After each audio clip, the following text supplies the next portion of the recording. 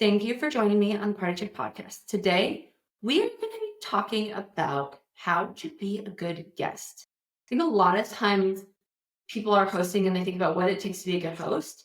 But let's talk about what it looks like to be a good guest. All right, first things first, respond in a timely fashion. Tell people, are you going to be there or are you not going to be there? If you can't be there, politely decline. We did an episode on it. Go back, listen to it. If you are going to be there, let them know. If there's anything that would be helpful for your host to know in advance, for instance, a food allergy, or some really weird particular item about yourself that would be helpful for a guest or for a host to know, be sure to communicate that in advance. Now, show up on time or show up as close to on time as possible.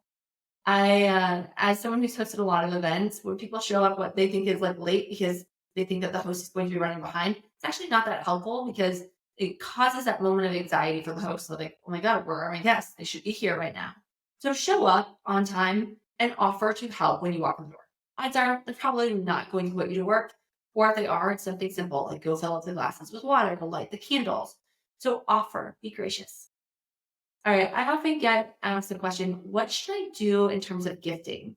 Do I need to bring a hostess gift? Now, you don't need to bring one. Is it nice to bring one? 100%. Could you do it in advance? Could you do it post? 100%. So see what feels best to you. Like if you want to go ahead and send flowers a few days before the party, drop off a bottle of wine that actually might be helpful for the host in advance versus just bringing one on the day of. That is totally appropriate and it's a really nice thing to do. Honestly, if it's not in your budget right now to go out and buy a ton of gifts, or you think that was just a gift for gift's sake, write a card. Tell the host or hostess thank you. It's a lot to put on an event for people, and I think a lot of guests aren't always as appreciative as they could be. And it's not saying that like gratitude is expected, but it is always appreciated, right? So tell them thank you for the invite. When you're leaving, oh my goodness, that was a great event.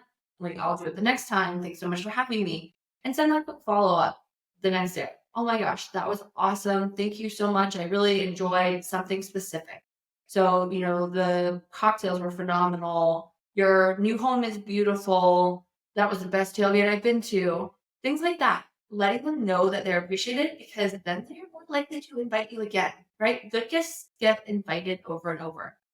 And those bad guests who show up and just kind of like mooch and aren't grateful, they're not really going to show up on the invite list over and over again. So again, it's about being aware, it's about being gracious, expressing that gratitude, and being thoughtful and pitching in where you're able to pitch in.